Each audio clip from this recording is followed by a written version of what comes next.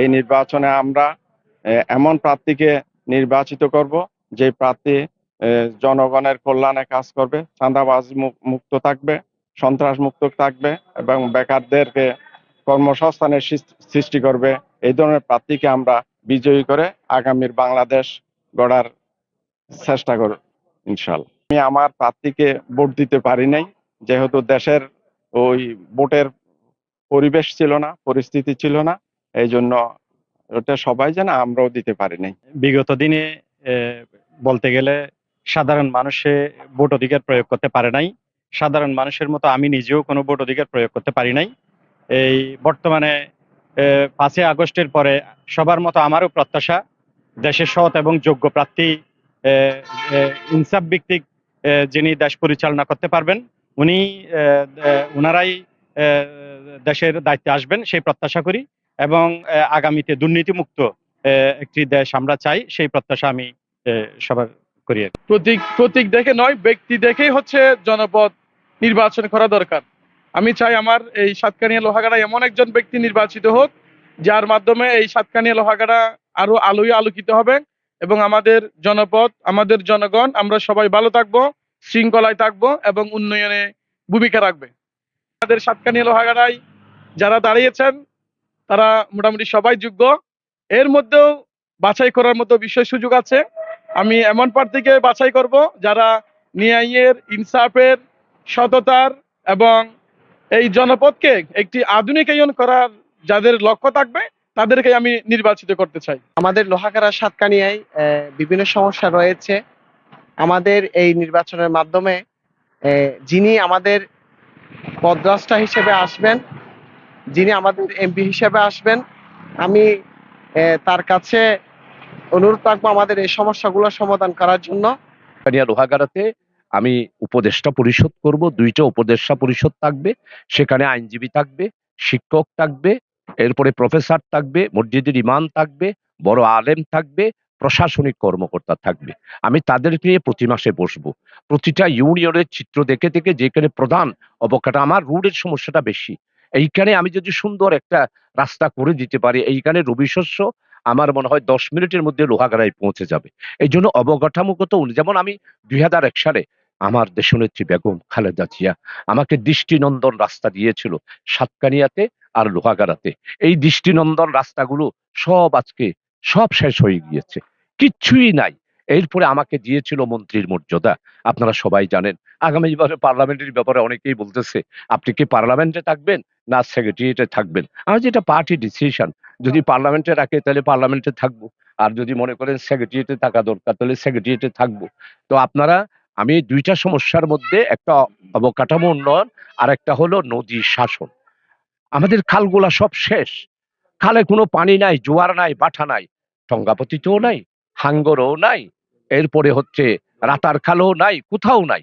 এই যে বালু তুলে খালটার কি অবস্থা, হ্যাঁ বালু তুলতে হবে, দিস ইজ আওয়ার একটা মানে খনিজ সম্পদ, অবশ্যই তুলতে হবে, তবে এটা একটা নীতিমালা থাকতে হবে, টেন্ডারের মাধ্যমে সরকারের কোষাগারে যাতে টাকা যায় সেই ব্যবস্থা।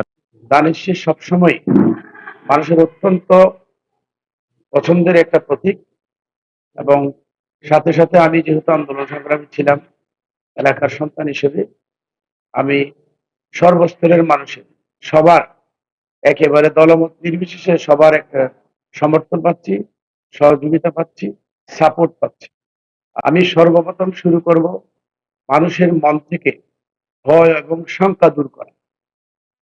মানুষ যে ভীতির একটা যে সঞ্চার মানুষের মনে ছিল, মানুষ যে ভয়ের ঊর্ধ্বে উঠে সবকিছু করার ক্ষমতা রাখে, সেই দিকে আমি দৃষ্টি রাখবো। মানুষ তাদের শান্তি এবং শৃঙ্খলার মধ্য দিয়ে এলাকায় বসবাস করতে পারে, সেদিকে দৃষ্টি রাখবো। আরেকটা হচ্ছে আমাদের অবকাঠামোগত উন্নয়নটা লোহাগাড়ায়, সাতকানিয়া লোহাগাড়ায় খুবই জরুরি। সাতকানিয়া লোহাগাড়ার অবকাঠামোগত রাস্তাঘাট অত্যন্ত ঝুঁকিপূর্ণ, অত্যন্ত খারাপ অবস্থা। সেখান থেকে উত্তরণের জন্য সর্বপ্রথম এদিকে আমি দৃষ্টি দেওয়ার জন্য পরিকল্পনা গ্রহণ করেছি। আশা করি আলহামদুলিল্লাহ এই জনপদে আমার দীর্ঘদিনের এই যে পরিচিত একটা জনপদ, এখানে আমার সাতকানিয়াতে আমার বাড়ি। এই জনপদের প্রতিটা ওয়ার্ডে আমার পদচারণা ছিল এক সময়ে। খুব গভীরভাবে এই অঞ্চলের মানুষের সাথে একটা মহব্বত, একটা ভালোবাসার সম্পর্ক আমার আছে।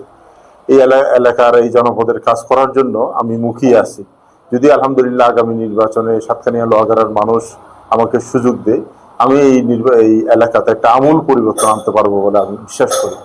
উন্নয়নের ক্ষেত্রে আমাদের যেই যথাযথ উন্নয়ন ব্যবস্থা, আমাদের স্কুল, কলেজ, মাদ্রাসা, আপনার শিক্ষা প্রতিষ্ঠান এবং অন্যান্য রাস্তাঘাট, ব্রিজ, কালভার্ট থেকে শুরু করে বা আমাদের যে যত মৌলিক সমস্যাগুলো রয়েছে সেগুলো আমি সমাধান করতে পারবো। বিশেষ করে এই চট্টগ্রাম কক্সবাজার মহাসড়ক, এই মহাসড়ককে 6 লাইনে উন্নীত করার ব্যাপারে আমি ইনশাআল্লাহ আন্তরিক প্রচেষ্টা আমি ইতিমধ্যে চালিয়েছি।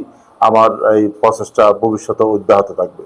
এবং সর্বোপরি এই সাতকানিয়া লোহাগাড়ার এই জনপদের মধ্যে শান্ত একটা জনপদ হিসাবে গড়ে তোলার জন্য মানুষের অধিকার যেন মানুষ পেতে পারে, মানুষ যে সরকারের সুযোগ সুবিধাগুলো সরকারের পক্ষ থেকে নিশ্চিত করা হয়, এই সুযোগ সুবিধাগুলো যেন মানুষ নির্বিঘ্নে তাদের সেবাগুলো গ্রহণ করতে পারে। এই প্রশাসন যারা আছে তারা জনগণের সেবক হিসেবে যেন কাজ করে, সেই হিসাবে আমি পদক্ষেপ নিতে পারবো বলে আমি আশা করি।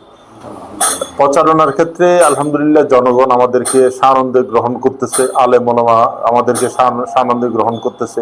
এলাকার যারা পরিবর্তনশীল মানুষ, যারা চাই বিগত সময়ের মধ্যে এই বাংলাদেশের প্রায় স্বাধীনতা 54 বছর পরবর্তী বিভিন্ন সময় অনেক মার্কাকে দেখা হয়েছে, অনেক মার্কাকেই বাংলাদেশের মানুষ ভোট দিয়েছিল, তাদের কাছ থেকে শাসন বাংলাদেশের মানুষ দেখেছে। এখন পরিবর্তনের পক্ষে মানুষ একটা জোয়ার সৃষ্টি হয়েছে।